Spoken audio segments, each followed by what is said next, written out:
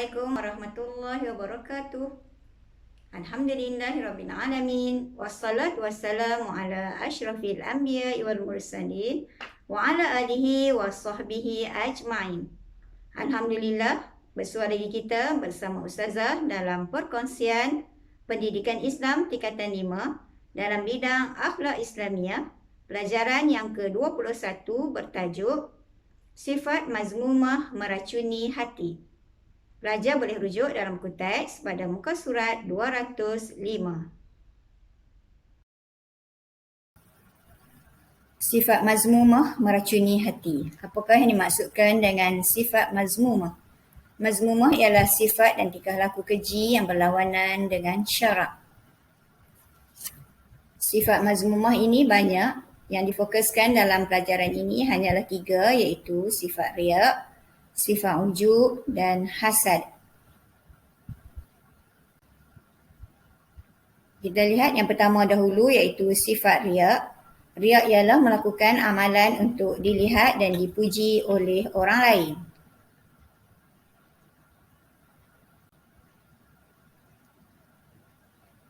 Banyak dalil yang berkaitan dengan sifat riak ini, antaranya hadis Nabi SAW. Bismillahirrahmanirrahim. Inna akhwafa ma akhafu alaikum syirkul asghar. Qalu wa ma syirkul asghar ya Rasulullah? Qala ar-riya. Maksudnya, sesungguhnya yang amat aku takuti ke atas kamu ialah syirik kecil. Para sahabat bertanya, apakah syirik kecil ya Rasulullah? Baginda menjawab, iaitu riya. Antara contoh sifat riya ini ialah melaksanakan solat sunat hanya jika berada di hadapan orang. Selain daripada itu, contoh sifat riya ini ialah bersedekah kerana mengharapkan pujian manusia.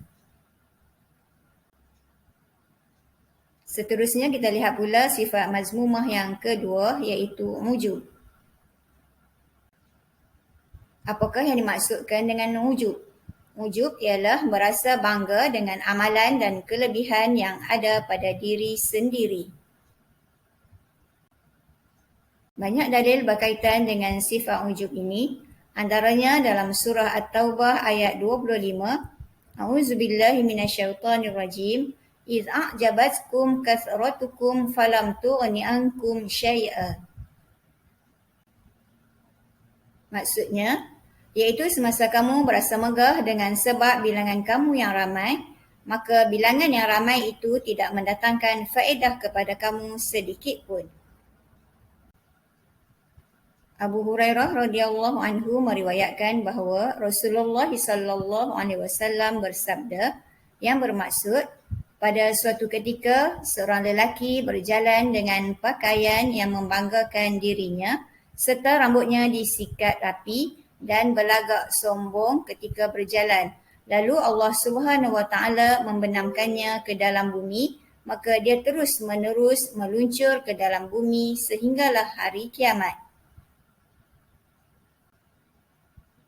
Antara contoh sifat ujub ialah berasa bangga dengan kehebatan ilmu yang dimiliki dan juga merasakan diri lebih soleh berbanding dengan orang lain. Seterusnya kita lihat pula sifat mazmumah yang ketiga, iaitu hasad. Hasad ialah perasaan dengki melihat kelebihan yang ada pada seseorang dan berharap supaya kelebihan tersebut hilang daripadanya. Antara dalil sifat hasad ini ialah surah Al-Falaq ayat 5. A'udzubillahi minasyaitonirrajim wa min syarri hasidin idza hasad. Yang bermaksud, dan daripada kejahatan orang yang dengki apabila ia melakukan dengkinya. Hadis Rasulullah juga ada menyebut tentang sifat hasad ini, iaitu hadis daripada Abu Hurairah radhiyallahu anhu. Rasulullah sallallahu alaihi wasallam bersabda, "Iyyakum wal hasada fa innal hasada ya'kulul hasanati kama ta'kulun narul hatab." Yang bermaksud, Hendaklah kamu menjauhi sifat dengki, hasad dengki. Sesungguhnya hasad dengki itu menghapuskan kebaikan seperti api membakar kayu api. Hadis ini diriwayatkan oleh Abu Daud. Antara contoh sifat dengki ini ialah berasa dengki dengan rakan yang memiliki kekayaan harta atau pangkat dan berharap agar dia jatuh miskin. Contoh sifat hasad lagi ialah berasa cemburu dengan seseorang yang memiliki rupa paras yang cantik dan berharap agar dia menjadi cacat. Selain daripada sifat riya, ujub dan hasad, banyak lagi sifat mazmumah yang lain yang perlu kita hindari.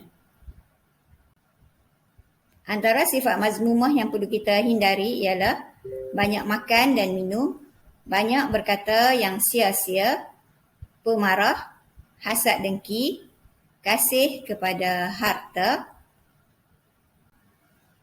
mencintai harta dan pangkat, hati yang terpaut pada dunia, bersikap sombong, yakni takbur, bangga diri, ujub, dan juga menunjuk-nunjuk.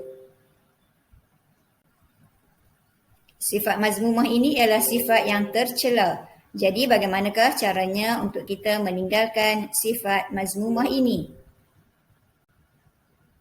Antaranya, sentiasa mengamalkan sifat mahmudah dan menjauhi sifat mazmumah.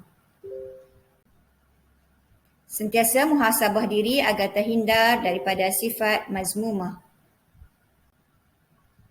Sentiasa mengawal keinginan nafsu yang suka akan kemegahan dunia seperti harta, pangkat dan jawatan. Sentiasa berzikir kepada Allah Subhanahu Wa Taala untuk menyucikan jiwa seperti beristighfar dan bertasbih. Selain daripada itu, kita hendaklah mencontohi akhlak mulia para rasul dan sahabat dalam kehidupan seharian kita. Kita juga hendaklah bersahabat dengan rakan yang berakhlak mulia agar sentiasa istiqamah mengamalkan sifat mahmudah.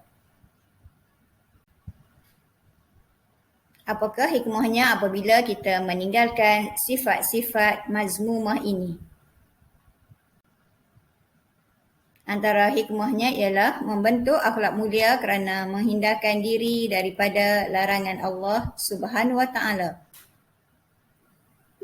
Kedua, sentiasa mendidik jiwa supaya sentiasa tunduk kepada kekuasaan Allah Subhanahu Wa Taala.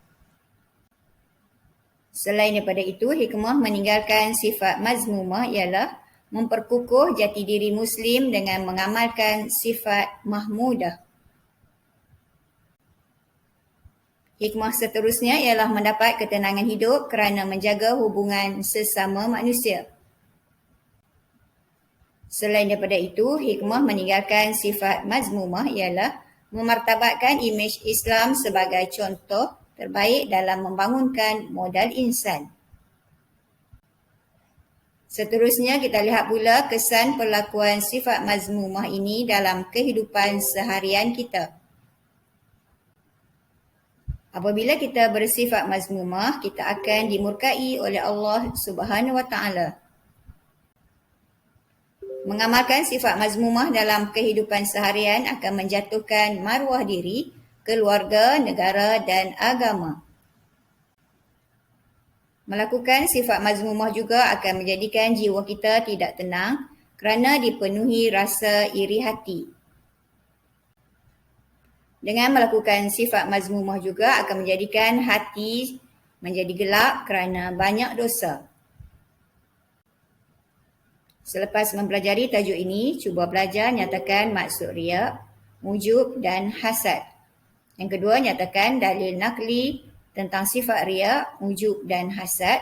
Yang ketiga, nyatakan dua contoh sifat riya. Dan yang keempat, jelaskan dua cara meninggalkan sifat mazmumah.